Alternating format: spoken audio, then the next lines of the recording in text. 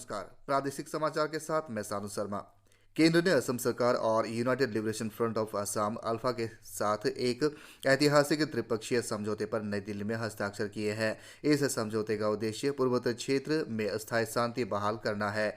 समझौते पर कल केंद्रीय गृह मंत्री अमित शाह की उपस्थिति में हस्ताक्षर किए गए। इस अवसर पर श्री शाह ने कहा कि प्रधानमंत्री के नेतृत्व में गृह मंत्रालय पूर्वोत्तर क्षेत्र को उग्रवाद, हिंसा और संघर्ष से मुक्त करने के लिए प्रयासरत है। प्रधानमंत्री नरेंद्र मोदी ने कहा कि यह त्रिपक्षीय समझौता असम के लिए शांति और विकास की यात्रा में एक महत्वपूर्ण पड़ाव सिद्ध होगा। सोशल मीडिया पर एक पोस्ट में उन्होंने कहा कि इस समझौते से असम में दीर्घकालीन प्रगति का मार्ग प्रशस्त होगा। श्री मोदी ने इस उपलब्धि से जुड़े सभी पक्षों के प्रयासों की सराहना की है। प्रधानमंत्री नरेंद्र मोदी कल रविवार को आकाशवाणी से मन की बात कार्यक्रम में देशवासियों के साथ अपने विचार साझा करेंगे। यह इस कार्यक्रम की 108वीं कड़ी होगी और इसका प्रसारण आकाशवाणी तथा दूरदर्शन के समूचे नेटवर्क पर सुबह 11 बजे से किया जाएगा। यह कार्यक्रम प्रधानमंत्री कार्यालय, सूचना और प्रसारण मंत्रालय तथा डीडी न्यूज़ के यूट्यूब चैनल पर भी उपलब्ध रहेगा। राज्यपाल के.टी. पटनायक ने आज चांगलांग जिले के पंगसाउ पास पर सीमा चौकी का दौरा कर सुरक्षा बलों के साथ बातचीत की। राज्यपाल को 10 असम राइफल के commanding officer colonel Jitendra Mehta, deputy commissioner Sunny K Singh ने पंगसाउ पास के क्षेत्र में मौजूदा स्थिति के बारे में जानकारी दी। राज्यपाल ने सुरक्षा बलों को अपने क्षेत्र में किसी भी अप्रिय घटना को रोकने के लिए सतर्क रहने की सलाह दी।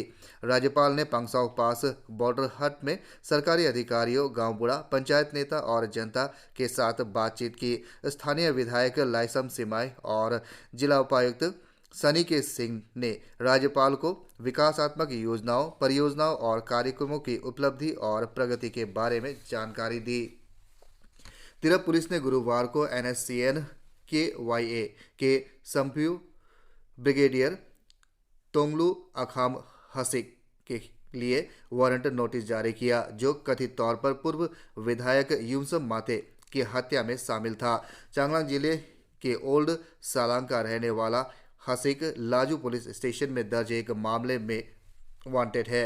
पुलिस ने इसके ठिकाने के बारे में जानकारी देने वाले को 2,50,000 रुपये का नगद इनाम देने की भी घोषणा की है। तिरप SP द्वारा जारी वारंट नोटिस में उल्लेख किया गया है कि हसिक पूर्व विधायक यूमसम माते की हत्या में शामिल था। SP ने नोटिस में कहा है कि सूचना देने वाले की पहचान गुप्त रखी जाएगी। 16 दिसंबर को तिरप जिले के लाजू सर्कल के राहो गांव में माते की हत्या कर दी गई थी। राज्यपाल के.टी. पटनायक ने लोगों, विशेषकर ग्रामीण समुदाय से अरुणाचल प्रदेश के विकास में सक्रिय भागीदारी बनने का आग्रह किया है। चांगलांग जिले के 2 दिवसीय दौरे पर आए राज्यपाल ने 29 दिसंबर को विजयनगर, गांधीग्राम और मियाओ में आयोजित सार्वजनिक बैठकों के दौरान यह बात कही।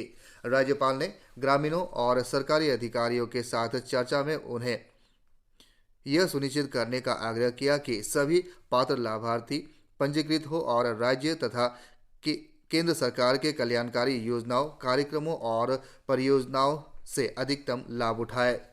उप मुख्यमंत्री चाउना मेन ने नामसाई में गांव बुढ़ाओं के एक सम्मेलन में कहा, स्थानीय प्रथागत कानून के संरक्षण होने के नाते गांव बूढ़ा को अपने आधिकारिक क्षेत्र में शिकार और अवैध मछली पकड़ने को रोकने और राज्य के प्राकृतिक संसाधनों, वनस्पतियों और जीवों के संरक्षण में सक्रिय भूमिका निभानी चाहिए। नामसाई जिले के यूनाइटेड सर्कल गांव बूढ़ा एसोसिएशन द्वारा आयोजित इस सम्मेलन में नामसाई, लोहित और चांगलांग जिले के गांव बूढ़ाओं ने भाग लिया। विधायक सेरिंग तासी ने तवांग ब्रिगेड के कमांडर ब्रिगेडियर विपुल सिंह राजपूत की उपस्थिति में फ्लैग फाउंडेशन ऑफ इंडिया के CEO सेवानिवृत्त मेजर जनरल असीम कोहली के साथ संयुक्त रूप से समुद्र तल से 15,200 फीट की ऊंचाई पर 73 फीट ऊंचा राष्ट्रीय ध्वज फहराया। इस समारोह में जिला प्रशासन, भारतीय सेना, ITBP और SSB के जवानों के साथ साथ 2 अरुणाचल प्रदेश NCC बटालियन के NCC कैडेट भी उपस्थित थे। इसी के साथ ये समाचार बुलेटिन समाप्त हुआ। नमस्कार।